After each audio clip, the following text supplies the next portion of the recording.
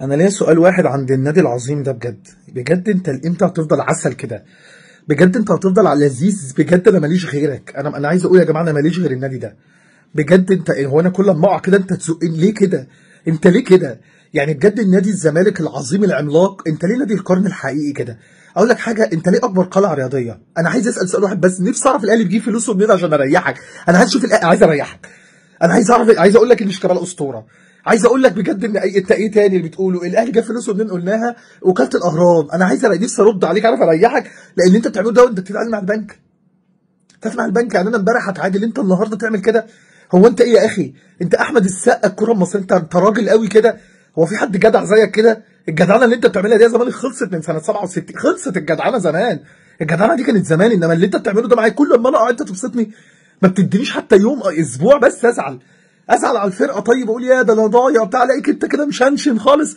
هتكسب هتبقى فرق نقطه، مفيش تشنشن خالص، تخليها كده شنشنه. احمد السقا الكره المصريه،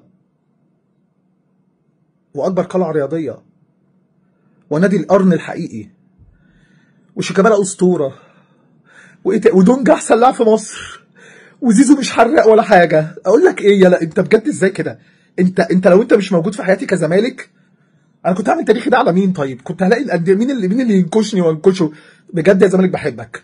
انا يا جماعه بحب نادي القرن الحقيقي، وعايز اقول حاجه بقى بصراحه بقى، انا زهقت خلاص. ما التسعه اكبر من السبعه يا جماعه، ما نعترف بقى، ما نعترفوا يا جماعه ان التسعه اكبر من السبعه. هنفضل كده بقى نكذب على الناس كلها؟ التسعه اكبر من السبعه طبعا. ايه يا زمالك يا اخي بحبك بقى، يا اخي روح بقى، يا اخي بحبك بقى، يا اخي خنقتني بحبك يا اخي بقى، يخرب بيك كده. بنك ايه وبتاع ايه ده؟ البنك الاهلي هو بنك اهل مصر بقى، ارحمني ارحمني انت وبنك اهل مصر يا اخي. مفيش نادي بحبه زيك. يا نادي القرن يا حقيقي، يا شيكابالا يا اسطوره، يا حسين يا لبيب يا احسن من الخطيب. بالشفا قعدت تزيد امبارح يا ابن اللذينه.